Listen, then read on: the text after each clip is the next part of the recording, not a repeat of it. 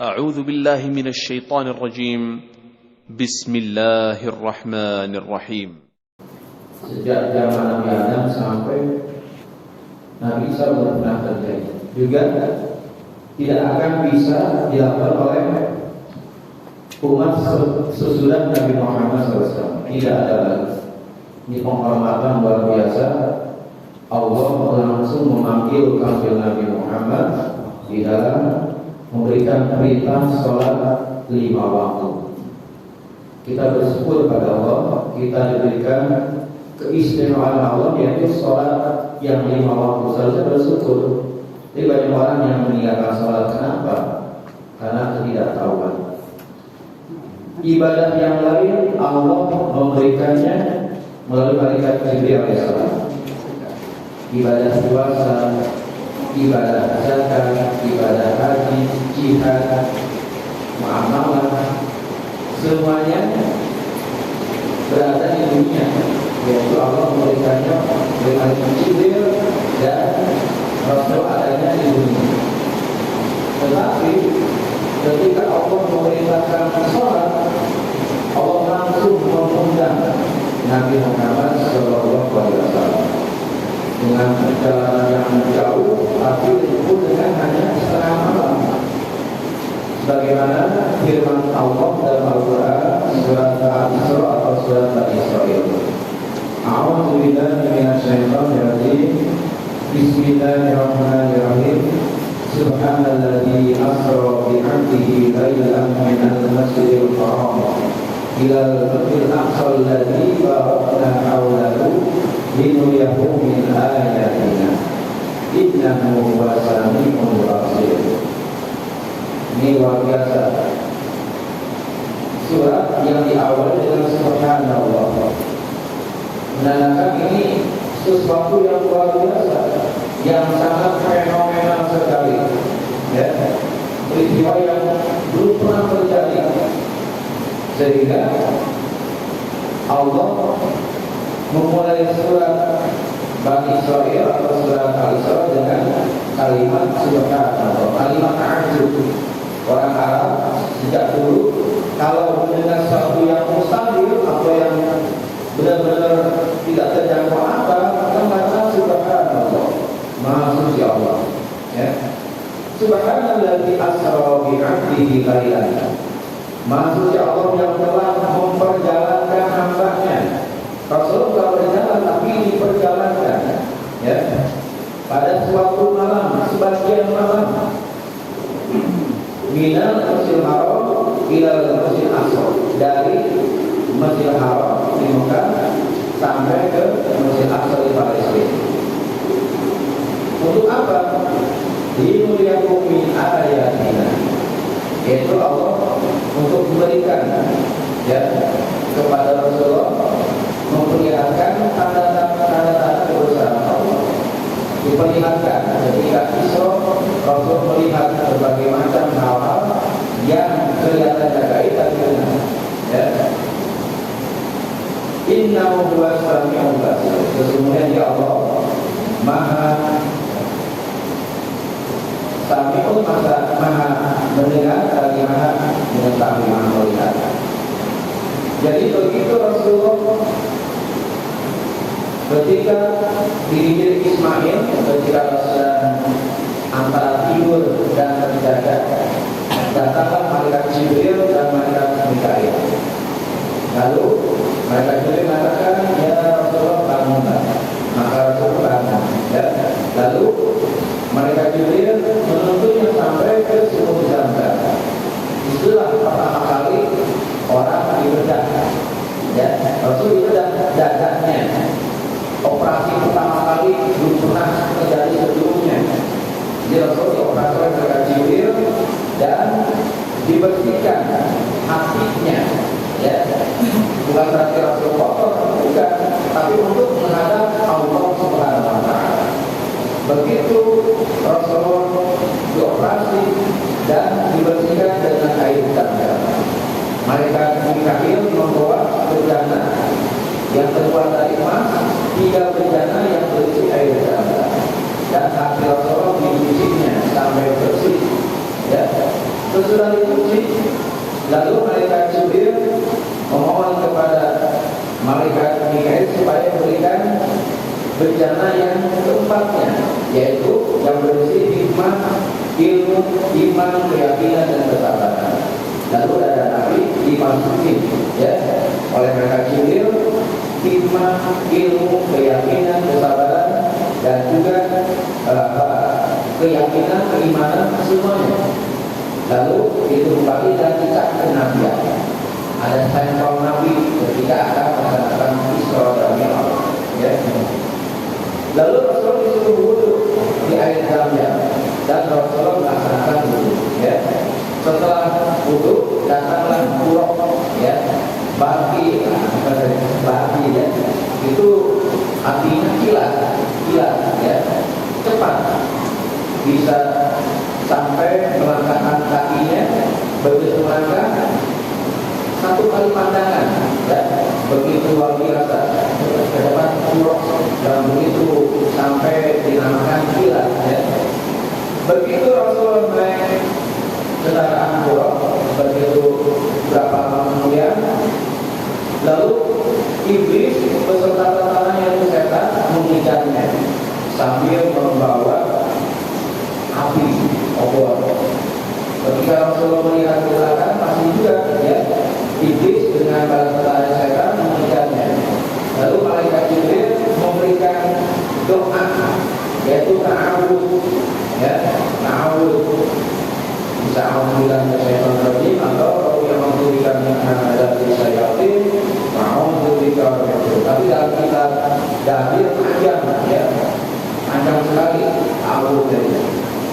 Lalu Rasul bertanya, wahai malaikat Jibril, gambaran apa itu? Maka malaikat Jibril katakan, itulah gambaran umat nanti sering digoda oleh iblis dan setan. Kalau tidak beriman kepada Allah, maka akan terpengaruh. Sehingga apabila kita sholat, langsung mendengarkan Rabbi a'udzubika min hamazatil syayatin wa a'udzubika rabbi. Aku berlindung ya Allah dari gangguan setan, dan aku berlindung ya Allah dari kehadiran setan. Kita kan kalau melihat setan kan kita mata takut. Rasul pun dia berlindung daripada melihat setan. Apalagi kita akan kalau melihat kuntilanak itu kita akan melihat. Tapi orang yang dibaca itu insya Allah tidak akan melihat sesuatu yang gaib. Apabila selama hidup saya pernah melihat sesuatu yang menakutkan, atau mendengar sesuatu yang menakutkan, paling ada kabar-kabar yang biasa lah. Tapi belum pernah menjadi berhadapan langsung belum pernah, atau mendengarkan kritikan atau tangisan belum pernah. Kenapa? Sering membaca Rabbi a'udzubika min hamazatil syayatin wa a'udzubika rabbi. Lalu ketika Rasulullah berjalan kembali, lalu Rasulullah menghirup sesuatu yang sangat harum sekali, begitu Rasulullah menghirup wangian yang luar biasa. Dan Rasul bertanya, wahai malaikat Jibril, bau wangi apa ini? Maka Jibril mengatakan, itulah wanginya seorang perempuan yang beriman di kalangan Fir'aun. Jadi masih di keluarga Fir'aun, pembantunya yang bernama Siti Masito, tukang sisirnya anaknya Fir'aun. Ketika menyisir dan sisirnya jatuh, begitu dipungut mengucapkan Bismillahirrahmanirrahim, halaka Fir'aun, dengan menyebut nama Allah yang Maha-Pengasih, celakalah Fir'aun. Terdengar oleh putrinya, dilaporkan. Akhirnya semua keluarganya, suaminya, termasuk Siti Masitonya, dan anaknya yang pertama umur 6 tahun dan yang kedua umur 1 bulan, baru bisa berjalan. Lalu ketika Fir'aun akan memisahnya, begitu suami yang pertama disebutkan masih kuat Siti Masito, dan anak yang kedua pun sama, Siti Masito masih kuat. Tapi begitu anaknya yang paling kecil umur 1 bulan melewatkan, merasa iba sebagai rasa keibuan, Tapi anaknya bisa ngomong, ngomong gitu kan. Inilah orang anak, ada 3 orang anak yang bisa ngomong ketika belum waktunya. Ya, di antaranya anaknya Siti Masito. Kata anaknya, wahai ibu, ya, ini sisa dunia. Begitu ibu akan mencabut, Allah akan mencabut nyawa sehingga akan tidak terasa. Sedangkan sisa anak lebih berat lagi, yang mana orang mati itu, gitu kan. Kalau ibu tidak mau, ya, disisa di dunia oleh Fir'aun, maka nanti akan disisa di akhirat. Pilih yang mana? Akhirnya ibunya merasa sedih juga, ya, akhirnya loncat dengan anak. Itulah seorang bayi bisa mendengar semuanya. Anak Fir'aun mendengarkan ucapan bayi tersebut. Jadi ada 3 bayi yang bisa ngomong sebelum waktu. Yang pertama, ya, bayinya Siti Masito. Yang keduanya yaitu bukan Sayyidina Zulaikha ini adalah seorang ahli ibadah, luar biasa ibadahnya. Tapi pernah menyakiti ibunya. Ketika sedang sholat sunat, Zulaikha terus dia sholat. Ibunya memanggil karena dia mungkin hanya ahli ibadah, bukan ahli ilmu, sehingga begitu ibunya manggil, dia tetap sholat. Akhirnya mengatakan, wahai Zulaikha, engkau tidak menyaut sesuatu, tunggu nanti kau akan celaka, itu kan akan kena fitnah. Padahal sedang ibadah itu. Ibunya tidak tahu dia sedang sholat sunnah atau sholat wajib, ya. Karena kalau sholat wajib kita boleh mempertahankan sholat wajib. Tapi kalau sholat sunnah wajib dibatalkan karena sebuah orang tua lebih utama daripada sholat sunnah. Saya kira sedang sholat duha, ibu kita manggil batalkan saja. Kenapa? Seorang orang tua lebih utama wajib daripada sholat sunnah. Akhirnya disitulah timbul fitnah ketika Zulaikha sedang ibadah. Ada seorang pacul, ya, karena belum dapat galang laku itu kan, akhirnya menggoda Zulaikha. Zulaikha nggak mau, orang tahu itu kan sebagai ibadah, dia tahu mana yang halal, mana yang batil. Karena terus, ya, Zulaikha tetap sholat walaupun mohon maaf ya, sudah panjang di hadapan Zulaikha punten, nah kecil punten ya, yang menerangkan sebagai apa sesuatu yang harus dinaikkan ya. Ketika Zulaikha sedang sholat, ternyata perempuan pelacur itu sengaja membuka di hadapan Zulaikha yang sedang ibadah. Sampai Zulaikha itu biasanya kan nggak boleh langsung gitu kan, menjamkan mata. Tetap ngotot gitu kan, mendekati sampai akhirnya dia merasa nampak terus ya. Akhirnya begitu udah ya, udah birahi gitu ya. Akhirnya begitu keluar ketemu dengan tukang ngamon itu kan, akhirnya zina dengan pengembala. Begitu lama-lama akhirnya hamil ya. Orang pelacur tersebut begitu hamil dia mengatakan inilah buah karya Zulaikha katanya ya.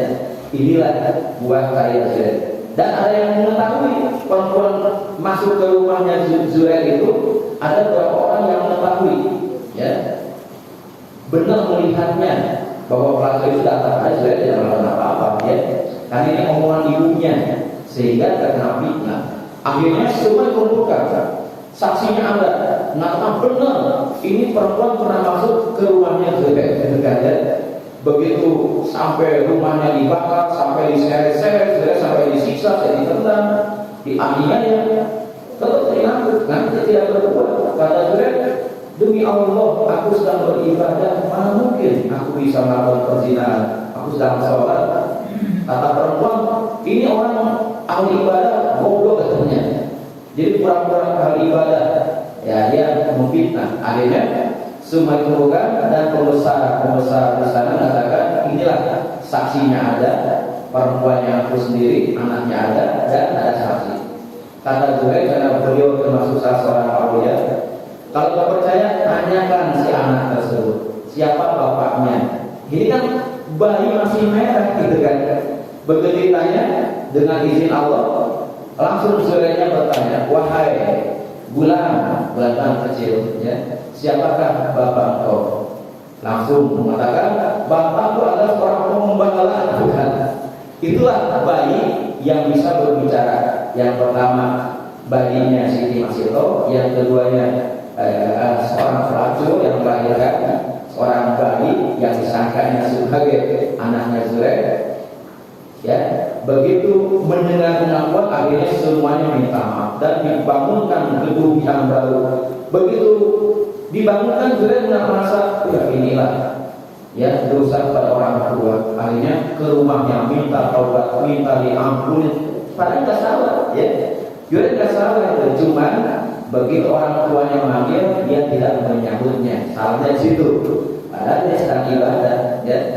Lalu yang ketiga adalah Nabi Isa alaihissalam. Ketika Nabi Isa dilahirkan ya oleh Siti Maryam, ini ada dua versi. Ada mengatakan orang-orang Yahudi mengatakan ini anak haram katanya, anak berzina, sedangkan sebagian mengatakan inilah anak Allah, gitu kan, anak Tuhan. Begitu ditanya siapakah yang menghamili engkau wahai Maryam, ya. Siti Maryam karena nazar berpuasa tidak ngomong selama 3 hari, tidak mau berbicara.